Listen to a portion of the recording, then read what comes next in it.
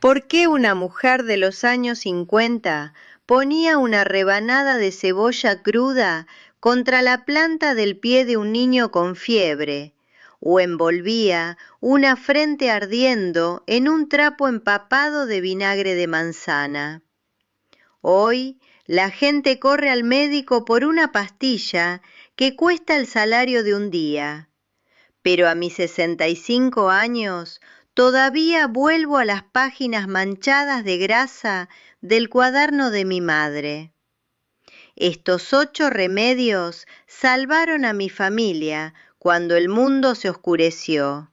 Y hoy también te salvarán a ti. Me acuerdo de esa noche con una claridad que duele. Tenía 11 años y el viento del sur llegó sin avisar. Tumbó los postes de luz de todo el barrio en una hora en la que mi hermano menor llevaba 2 días ardiendo de fiebre. Mi madre se quedó un segundo parada en medio de la cocina oscura, la vela en la mano, y yo vi en su cara no el pánico, sino una especie de reconocimiento sereno, como si la tormenta fuera solo el mundo recordándole quién era ella en realidad. Abrió el cajón de abajo del fogón de leña y sacó el cuaderno. No era un libro bonito, era un cuaderno escolar de tapa dura, con el espiral oxidado y las orillas de las páginas amarilladas por el tiempo y el humo. La tapa estaba manchada con lo que parecía ser borra de café, aceite de oliva y quizás algo que nunca pregunté qué era. Lo puso sobre la mesa con un peso que parecía mayor del que tenía derecho a tener, y empezó a leer en voz baja, los labios moviéndose casi sin sonido. Esa noche la botica estaba cerrada. El camino estaba cortado por la lluvia y el teléfono no funcionaba. No había app para consultar, no había internet, no había tarjeta de crédito para resolver el problema con velocidad. Solo había ese cuaderno, el fogón de leña que mi madre encendió con corteza de eucalipto y sus manos que sabían qué hacer sin necesidad de pensar. Me senté en el rincón de la cocina, abrazándome las rodillas, y la observé trabajar como si estuviera mirando algo sagrado. El olor del ajo machacado en el aire frío y húmedo de la madrugada, el sonido del metate de madera triturando clavo y jengibre, el vapor ascendiendo como un fantasma blanco y paciente del cazo. Todo eso entró en mí esa noche y nunca más ha salido. Mi madre no llamaba a lo que hacía medicina alternativa. No lo llamaba de ninguna manera. Para ella era simplemente la manera normal de cuidar a la gente. Decía que el cuerpo no es una máquina que se rompe y necesita pieza nueva. Es un jardín que pide atención, temperatura correcta y respeto. Despreciaba las pastillas coloridas de plástico con una intensidad casi religiosa. Decía que eran como callar a un hijo que llora sin preguntar por qué está llorando. Parás el síntoma y crees que curaste la cosa, pero el llanto regresará de otro lugar, más profundo, más insistente. La cura de verdad, decía, es conversación, no silencio forzado. El primer remedio que preparó esa noche fue el ajo macerado en miel. Tomó 4 dientes de ajo, esos de cáscara morada oscura que guardaba en una trenza colgada cerca de la ventana, y los peló con un cuchillo pequeño y curvo que había pertenecido a su abuela. La cáscara reventaba con un pequeño pop seco, y el olor salía inmediato y fuerte, casi agresivo en el aire frío de la cocina. No picó el ajo, Lo machacó con el metate de madera, despacio, en movimientos circulares, como si estuviera respetando la sustancia. El ajo iba deshaciéndose en una pasta blanca y acuosa, liberando un líquido casi incoloro que escurría por las ranuras del molcajete. Luego puso esa pasta en un frasco de vidrio con tapa de corcho y vertió miel encima. Miel oscura, espesa como caramelo y con el olor de flores silvestres que todavía puedo sentir ahora si cierro los ojos. Mezcló todo con una cuchara de palo, despacio, y dijo que la miel no es solo endulzante, es conservante, guardiana, y que juntos el ajo y la miel forman una alianza que el cuerpo reconoce desde un lugar muy antiguo. Le daba a mi hermano una cucharada de esa preparación cada 2 horas. Antes del amanecer, la fiebre había roto. La segunda cosa que hizo fue la compresa de vinagre y papa. Coció 2 papas medianas con cáscara hasta que quedaron blandas pero sin deshacerse. Luego las machacó groseramente con un tenedor, sin quitar la cáscara, mientras todavía humeaban. Mezcló en esa masa un buen chorro de vinagre de manzana, ese de botella oscura que guardaba debajo del fregadero, y unas hojas de yerbabuena que fue a buscar en la maceta de la ventana, aplastando primero las hojas entre los dedos para que soltaran el aceite, que quedó en sus manos como una tinta verde y perfumada. Extendió esa mezcla caliente, húmeda y olorosa sobre un trapo de algodón doblado y puso ese trapo sobre la frente de mi hermano con una ternura que nunca olvidé.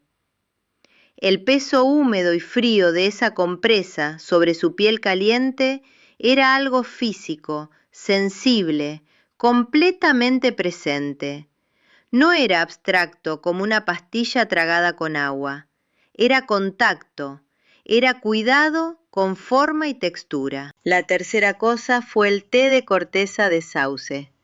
Mi madre había guardado cortezas secas de sauce en una bolsita de tela dentro de una lata con tapa que estaba en el estante más alto de la despensa. Tomó un puñado con la palma de la mano, el olor seco y levemente amargo de las cortezas subiendo como polvo, y las puso en una cazuelita con agua del filtro de barro.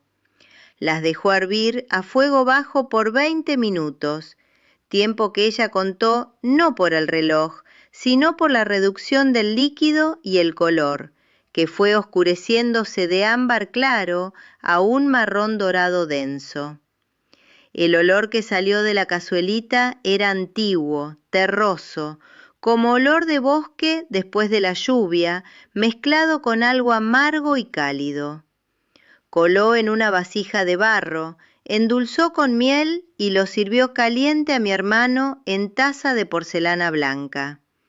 Él hizo cara de amargo, pero bebió. En 20 minutos vi el sufrimiento salir de su cara como agua que escurre. El cuarto remedio fue el vapor de eucalipto y sal. Llenó la olla más grande que teníamos con agua hasta la mitad. Echó dentro un puñado de sal gruesa que hizo un sonido crujiente al caer, y luego salió afuera, en la oscuridad y en la lluvia, con el farol de petróleo, y volvió con una rama gruesa de eucalipto que había al lado de la cerca. Arrancó las hojas con las manos y las echó en el agua junto con la sal, y cuando esa agua empezó a hervir, el vapor que subió era de una calidad diferente al vapor común. Era cargado, húmedo y medicinal, con ese olor agudo y mentolado del eucalipto que abre las vías respiratorias de adentro hacia afuera como una mano que empuja una puerta trabada.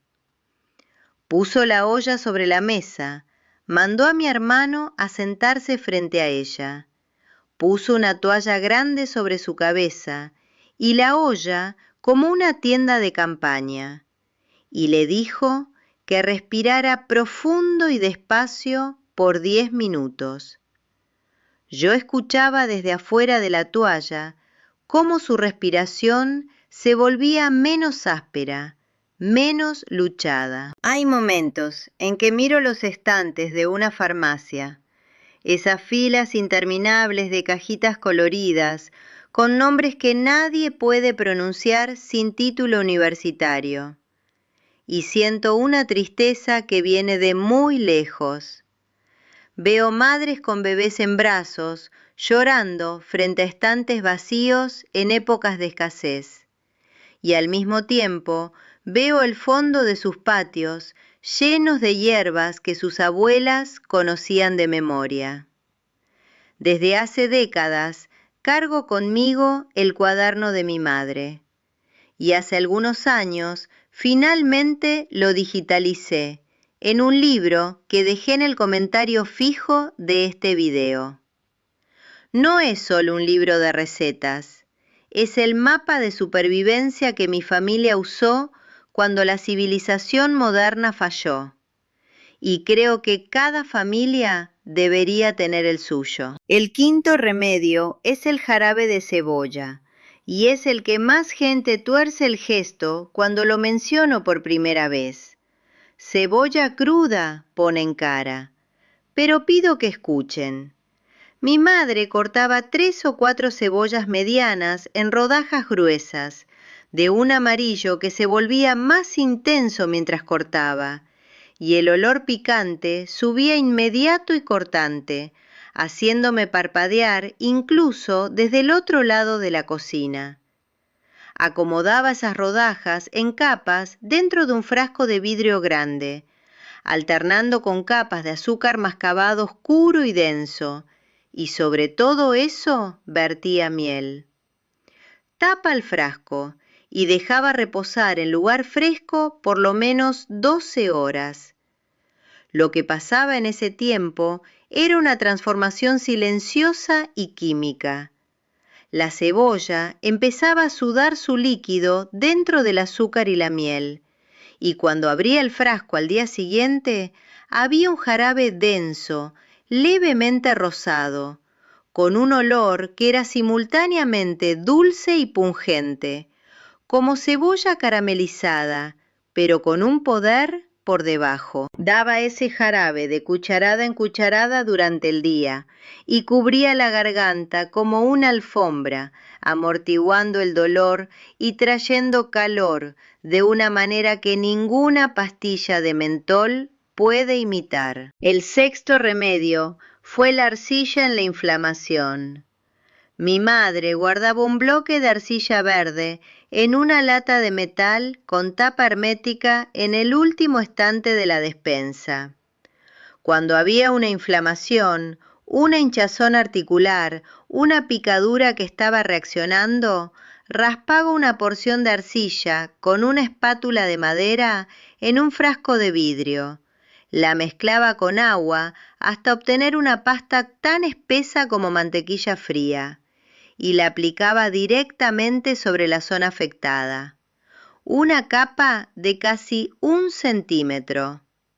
El contacto de la arcilla fría con la piel caliente e inflamada era inmediato e intenso. Una sensación de succión suave, como si la tierra estuviera llamando el calor de regreso hacia sí. Cubría con un trapo húmedo y dejaba secar por 20 minutos.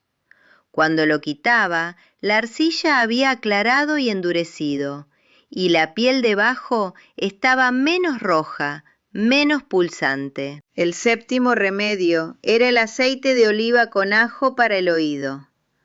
Cuando mi hermana mayor tuvo dolor de oído en una madrugada fría de julio, mi madre calentó 2 cucharadas de aceite de oliva en un cucharón pequeño sobre la llama del fogón, no hirviendo, apenas tibio, y machacó dentro de ese aceite tibio 2 dientes de ajo aplastados, dejando que el calor jalara el aceite del ajo hacia adentro del aceite de oliva por 5 minutos. Luego coló con un trapo fino, dejó enfriar hasta temperatura corporal y con un cuentagotas de vidrio puso 3 gotas dentro del oído de mi hermana. Le pidió que se quedara acostada de lado por 10 minutos. En menos de media hora, mi hermana dormía sin dolor. El octavo y último remedio es el elixir de jengibre, limón y cúrcuma, que mi madre llamaba simplemente oro líquido. Rallaba un trozo de jengibre fresco en el rallador de metal y el olor que salía era vivo, cálido, casi picante en los ojos, como pimienta, pero con una dulzura floral por debajo. Mezclaba ese jengibre rallado con el jugo de 2 limones, esos de cáscara gruesa y amarillo intenso del patio, y una cucharada de cúrcuma en polvo, ese de color naranja profundo que manchaba todo lo que tocaba. Revolvía con miel hasta disolver, y lo bebía de mañana temprano, en ayunas, de un solo trago. Decía que ese elixir era el acorde de apertura de un día para el que el cuerpo estaba listo. Cuando veo el rostro de alguien que pasó una noche difícil, pálido y cerrado como puerta trabada, y veo ese mismo rostro 2 horas después de tomar ese elixir, sonrosado y con los ojos más abiertos, entiendo lo que ella quería decir. Lo que aprendí de mi madre esa noche sin luz y en todas las noches que vinieron después es que el cuerpo no es un laboratorio de química y no quiere ser tratado como tal. Tiene memoria de cosas mucho más antiguas que nosotros. La piel sabe qué hacer con el calor y la arcilla.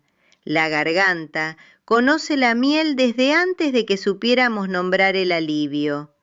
Los pulmones se abren al eucalipto como quien reconoce un idioma ancestral.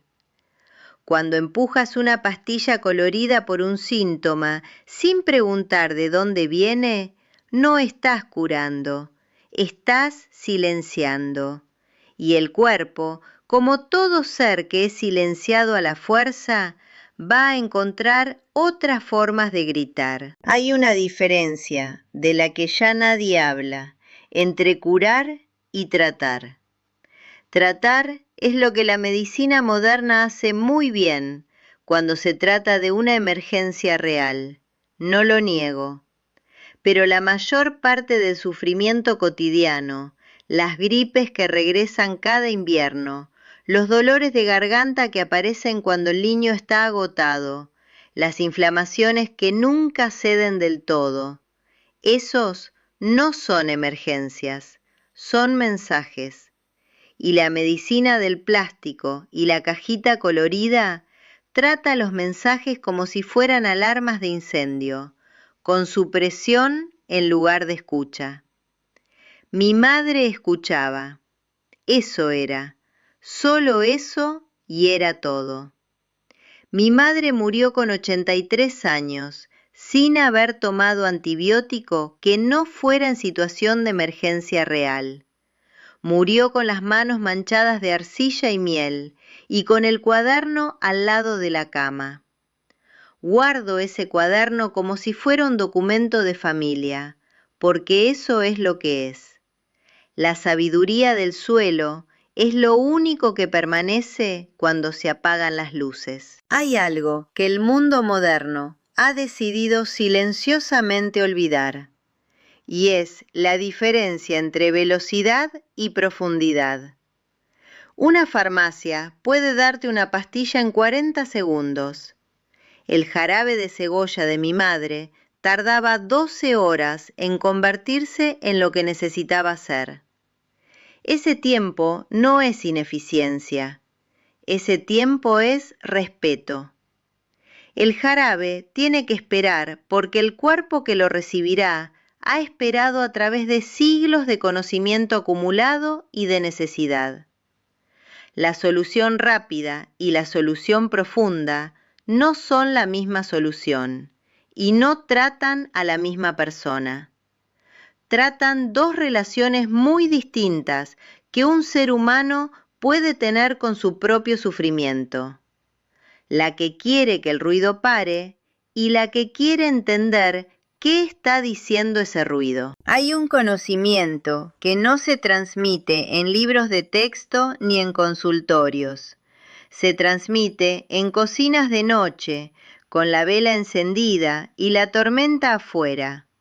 Se transmite en el gesto de una mano que aplasta ajo con paciencia, en el silencio de 12 horas que hace falta para que una cebolla sude su medicina dentro del azúcar. Ese conocimiento vive en los cuerpos de las mujeres que lo practicaron antes que nosotras, y cuando lo ignoramos, no solo perdemos una receta, perdemos una conversación que llevaba generaciones construyéndose. Cada vez que alguien agarra el teléfono para buscar en internet qué tomar para la fiebre, en vez de recordar lo que su abuela sabía, algo se cierra un poco más, algo se aleja un poco más del territorio de lo que podemos hacer por nosotros mismos cuando no hay nadie que nos ayude. He visto 3 generaciones de mi familia atravesar enfermedades desde el tiempo de mi madre. Mis hijos alcanzaron las cajas de colores más rápido de lo que yo lo había hecho, y sus hijos lo hicieron aún más rápido, cada generación un poco más lejos del cuaderno manchado de grasa y un poco más cómoda con la respuesta envuelta en plástico. No los juzgo. El mundo en que nacieron hizo que la velocidad pareciera inteligencia. Pero cuando viene la tormenta, cuando la farmacia cierra, cuando el camino se inunda y el teléfono enmudece, el cuaderno sigue ahí. El ajo colgado en su trenza sigue ahí. La sal gruesa y la corteza de sauce seca y el bloque de arcilla verde siguen ahí, esperando con la paciencia de las cosas que nunca han necesitado apurarse. Mi madre murió con 83 años, sin haber tomado antibiótico que no fuera en situación de emergencia real. Murió con las manos manchadas de arcilla y miel y con el cuaderno al lado de la cama. La sabiduría del suelo es lo único que permanece cuando se apagan las luces.